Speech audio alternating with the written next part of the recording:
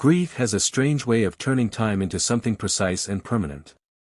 There are moments you forget within minutes, and then there are moments that carve themselves into your memory so deeply you can recall the exact second they began. For me, that second was 2:17 in the morning.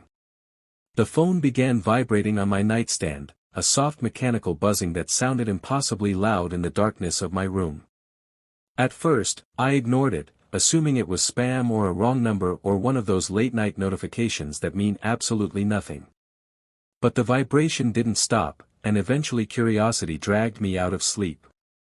When I reached for the phone and the screen lit up, the air left my lungs so quickly it felt like my body had forgotten how to breathe. The caller ID showed a name I hadn't seen in 3 years. Lena. My older sister. The sister we buried after the car accident no one in my family ever talked about again. For a few seconds I just stared at the screen, waiting for the name to change, for reality to correct itself, for logic to step in and fix whatever glitch had caused this impossible moment. But the phone kept ringing, stubborn and patient, and before I could stop myself, my thumb slid across the screen and answered the call. I expected silence. Maybe static.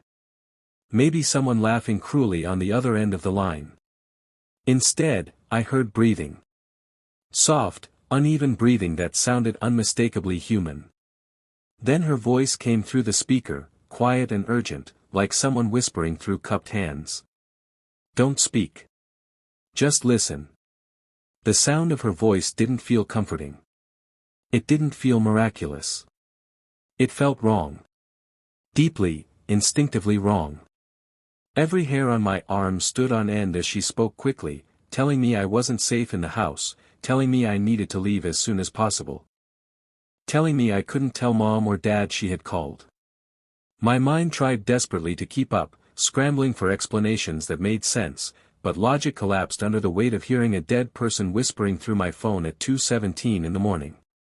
When I finally whispered her name, the silence that followed stretched so long I thought the call had ended. Then she exhaled shakily and said she knew I would answer.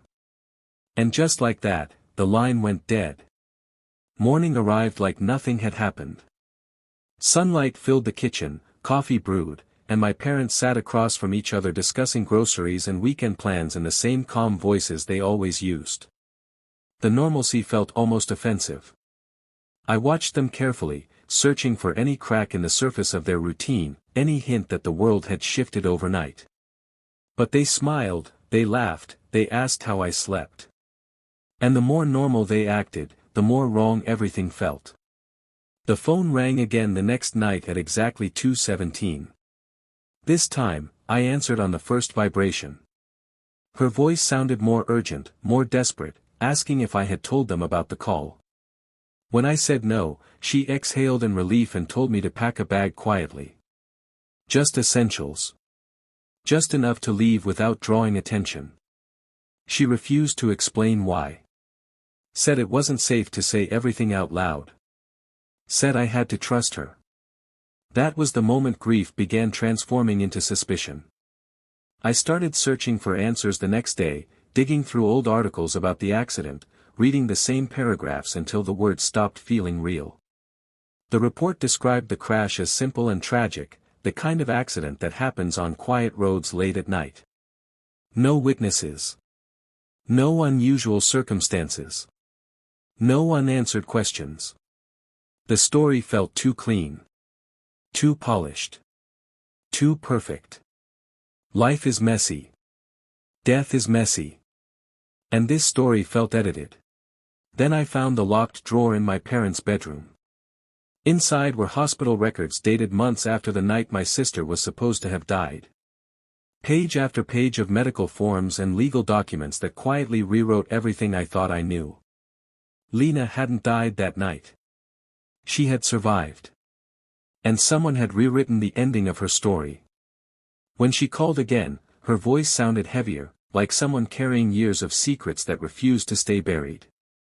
She told me the accident had revealed things about our parents that made it impossible for her to come home. She said they would do anything to keep the truth hidden. Anything. Packing a bag in the quiet of my room felt like stepping out of one life and into another. Every creak of the floorboard sounded louder. Every shadow looked darker. At exactly 2:17, I left the house without saying goodbye and drove to the meeting place she had given me, a roadside diner miles outside the city. When I walked inside and saw her sitting in a booth, alive and real and breathing, the world shifted for the second time in my life. She looked older, thinner, tired in a way that sleep couldn't fix. And when she smiled, it wasn't the carefree smile I remembered from childhood. It was the smile of someone who had been running for a very long time. She told me the accident had uncovered secrets about our parents that couldn't be buried. Secrets that explained the rewritten reports, the closed coffin, the silence that followed her disappearance. She had stayed away to protect me until the truth was ready to surface. Until it was too big to hide anymore. As the sun rose outside the diner windows, I realized something that made the world feel colder than it had ever felt before. The call from my dead sister hadn't been a miracle. It had been a warning. And the real story of our family had only just begun.